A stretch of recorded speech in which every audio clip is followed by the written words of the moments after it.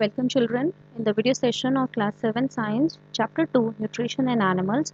This is the second video of chapter 2. In the first video we have discussed about nutrition in animals, then alimentary canal, digestive glands in humans, milk teeth, this permanent teeth, then types of teeth, then mouth and buccal cavity.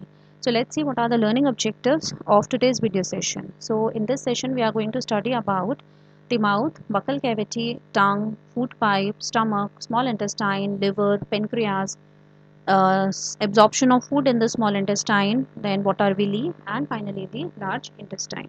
So we are going to study the complete digestive system today. Okay.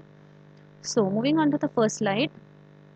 Let's begin with yesterday in the last video we have left the topic here, that is the mouth and the buccal cavity.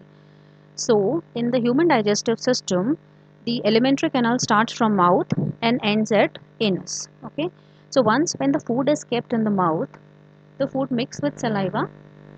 The saliva comes from the salivary glands which are present in the neck region. So this process of taking the food inside is called ingestion. Okay, once the food is kept inside, the teeth will chew the food gets mixed with saliva, and here the starch present in the food converts to sugars. Okay, this whole process takes place in the mouth or the buccal cavity, that is the area present inside the mouth. After this complete process, now the food enters the food pipe or the esophagus. But before that, let us see what is the function of the tongue. Okay, now tongue is a very fleshy and muscular organ. It is made up of muscles. It is a muscular organ which is attached to the back to the floor of buccal cavity. It is attached at the back side of the buccal cavity, and the function of the tongue is to taste the food. On the tongue there are different types of taste buds present. As you can see in the picture here, there are different areas marked on the tongue. This front area tastes sweet, then this side area tastes salt, this green colored portion tastes sour, and this yellow colored part backside tastes bitter.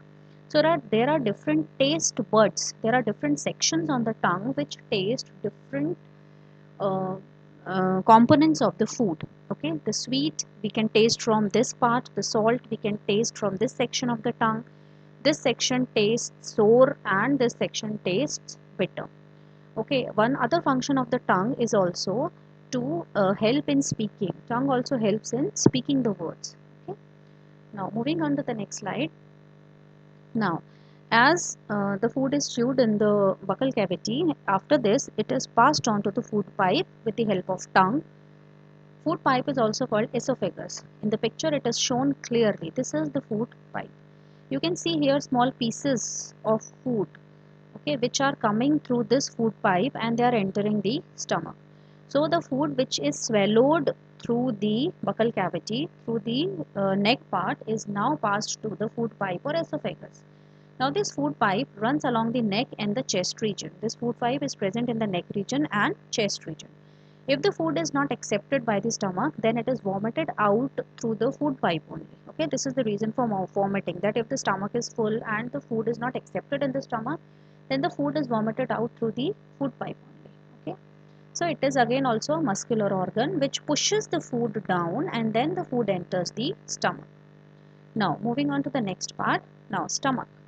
Stomach is a thick walled bag. It is a bag like structure. It is empty from inside and it has thick walls. Okay, thick walls because it has to store a lot of food, so the walls are very thick, and the shape of the stomach is U-shaped. Okay, U-shaped you can see in the picture, or you can say it is J-shaped also. In some books you will find J-shaped and in some books it is written U-shaped. Now the inner, this complete stomach is made up of cells. Okay, so the inner lining of the stomach, it secretes the cells which are present on the inner wall of the stomach. They release three types of liquids. One is mucus, second is HCl, that is hydrochloric acid. Acid is released, and the third is the digestive juices. Now what is the function of mucus here? Let's see. Mucus protects the lining of the stomach. Now when we say ki HCl, an acid is secreted in the stomach, so this acid can damage the cells. So what is the function of mucus? Mucus is a gel-like substance which is present in the stomach. So this mucus will protect the cells of the stomach from the acid. And what is the function of the acid now? Acid helps in the digestion, as well as acid kills the bacteria which are present in the food. And the third type of substance, that is digestive juices. What they do, they break the proteins into small form, simple form. Okay, so digestive juices will break the protein in simple form. So this much digestive work is undergoing in the stomach. Okay. Now in the next slide, let us see what is small intestine. This picture shows the small intestine. You can see here that it is a very long and coiled tube. Okay, so this tube is highly coiled. Coiled means it is rolled and rolled and rolled and packed in a small space. So it is about 7.5 meters long. If we open it and elongate it, it is 7.5 meters long. It receives the secretion. So in the small intestine, the secretions, the liquids which are coming from liver and pancreas, they also come in small intestine and they function here in small intestine. Okay, liver will secrete the bile juice and pancreas will secrete the intestine. This pancreas will secrete the pancreatic juices. They will also come in the small intestine and will function here. Okay, now the small intestine secretes intestinal juice. Intestine juice is secreted by small intestine.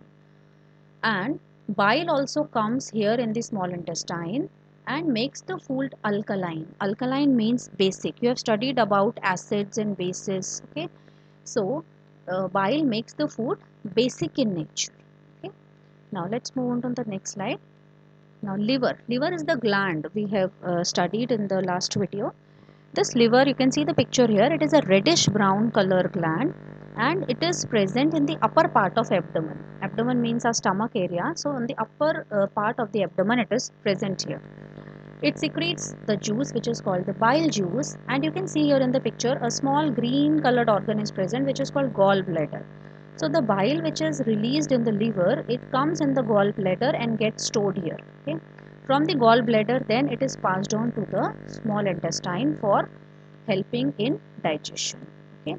Now next one is pancreas. You can see here that pancreas are cream color gland which are located or which are present just below the stomach. Fine. Now this pancreas, what they will secrete, what they will release? They will release pancreatic juice. Okay. This juice will also go in the small intestine, and after going to the small intestine, it helps in breaking the sugars into glucose, breaking of fats in fatty acids, and they will also help in breaking proteins into simple form, and the simple form of protein is amino acids. Okay, so this pancreatic juice will break sugars into glucose, fats into fatty acids, and proteins into amino acids. Okay, this is the function of pancreatic juice. Now next is small intestine. What happens in the small intestine? Now we have seen that small intestine release intestinal juice, bile is also coming there, pancreatic juice is also coming here. So the complete digestion occurs in the small intestine, and the digestion completes in small intestine. Okay. Now when the digestion is completed, the digested food goes into the blood vessels in the small intestine only. The walls of the small intestine will absorb the digested food, and this process is called absorption. Okay. Now this absorbed food then mix in the blood, and blood will carry the digested food to all the cells, and this process is called assimilation. Okay. Now let's see how the food get absorbed in the walls of the small intestine. Now you can see a structure here which is called villi. Okay. This villi is a finger-like structure, you can see here. So these small finger-like structures are present in the walls of the intestine, and these finger-like structures are richly supplied by blood. Blood capillaries are connected to this villi. So what happens when the digestion completes in small intestine?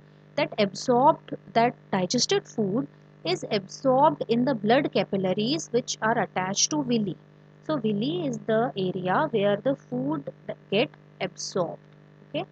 So this villi has finger-like structure, and it helps in increasing the surface area. There are so many small finger-like structures present here. So this will increase the surface area. More surface area will help in more absorption of the digested food. Okay, and this villi is also richly supplied by blood vessels. This villi is connected with many blood vessels which supplies the blood, because the digested food has to be absorbed in the blood. Okay, now let's see what is large intestine now. Now you can see the name here is large intestine, but this is smaller than small intestine. Okay, but the name large is given because it is wide. Okay, it's wide means its diameter is more than small intestine. So it is wider and its length is 1.5 meters. Now, as we have discussed that digestion completes in small intestine. So what will go now in this large intestine? Digested food is absorbed in small intestine only, but some of the food remains undigested, and that undigested food will go to the large intestine. And in the large intestine, whatever water content is present, water and some few salts are absorbed from the undigested food. Okay, so main function of large intestine is to absorb the food, absorb the water and salts from the undigested food. Okay, and then the remaining waste or the remaining undigested food will pass on to the rectum. This is the rectum part, the end of the large intestine. So it will reach here, and from here the undigested food is removed out of the body through the anus. And this process is called removal of the waste from the body is called egestion. Okay, this process is called egestion. I hope this complete process is clear to you, that food from the mouth comes to the food pipe, from the food pipe it comes to the stomach. In the stomach, proteins are digested. HCl helps in digestion, mucus protect the cells of the stomach. Then from stomach the food comes to the small intestine. In the small intestine, intestinal juice, pancreatic juice and bile help in digestion and convert carbohydrate into sugars, fats into fatty acids, and uh, other components of the food into their simple form. Okay, then the digested food is absorbed in the villi, which is present in the walls of the small intestine. This villi has finger-like structures which help in increasing the surface area, and it is richly supplied by blood vessels. Then the undigested food comes in the large intestine, where the water and other salts are absorbed, and the other undigested food goes out of the body through the anus. Okay, so this is the whole complete human digestive system and the complete process. Okay, now let's have a look what we have studied today. So we have studied about buccal cavity, tongue, food pipe, stomach, small intestine, liver, pancreas, and how the complete process goes on, and what is the function of small intestine and large intestine. I hope this is all clear to you all. Please do watch the videos before giving the test. Okay, so we'll meet in the next session. Please do watch the videos. If you have the NCERT books, please read the lesson. If not, please download the books free, which are available free on the internet. To read the video, read the lessons, watch the videos, and try to understand the concept. If you have any problems, any doubts, you can ask. Okay, so we'll meet in the next session. Till then, take care and stay healthy.